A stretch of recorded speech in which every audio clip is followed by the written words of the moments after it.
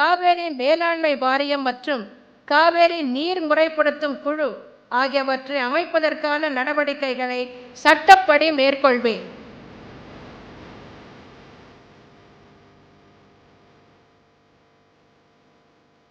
நிச்சயம் நாம் காவிரியின் உரிமையை மீட்டெடுப்போம். காவிரி மேலாண்மை வாரியம் அமைக்கும் வரை நமது போராட்டம் ஓயாது.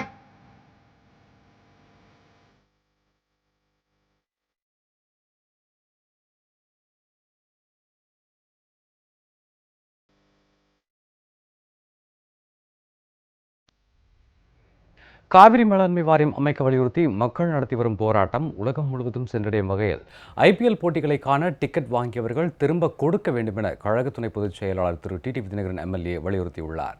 சேலம் மாவட்டம் ஓமலூரில் செய்தியாளர்களுக்கு பேட்டியளித்த அவர் மக்கள் சந்திப்பு புரட்சி பயணம் அடுத்த மாதம் சேலம் மாவட்டத்தில் மேற்கொள்ளப்படும் எனவும் தெரிவித்தார். மேலாண்மை வாரியம் அமைக்கப்பட வேண்டும் என்பதிலே தமிழ்நாட்டு மக்கள் உறுதியாக இருக்கிறார்கள் என்பதை உணர்த்துகின்ற விதமாக அவர்களும் அதை புறக்கணித்தால் நிச்சயம் உலக அரங்கிலே இந்த பிரச்சனை பெரிதாக தெரியும்.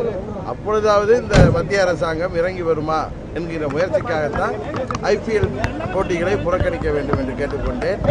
ஏற்கனவே அதுக்கு டிக்கெட் வாங்கியிருப்பவர்கள் திரும்ப கொடுப்பதன் மூலமும் வாங்காமல் இருப்பதன் மூலமும் IPL போட்டியை சென்னையில் நாம் தவிர்ப்பதன் மூலம் அது உலகம் முழுவதும் சென்றடைவதன் மூலம் காவேரி மேலாண்மை வாரியம் அமைக்கப்பட வேண்டும் என்கிற நமது உண்மையான நியாயமான கோரிக்கை நிறைவேற்றுவதற்கு மத்திய அரசாங்கம் இறங்கி வரும் என்பதற்காக நான் அவ்வாறு கோரிக்கை வைத்தேன். சுற்றுப்பயணம் மக்கள் சந்திப்பு புரட்சி பயணம் மே மாதத்திலே சேலம் மாவட்டத்திலே உள்ள 11 தொகுதிகளிலும் எனது பயணம் இருக்கு. எவ்வளவு நாட்கள்னா தேவைப்பட்டால் 11 நாள் இருக்கும்.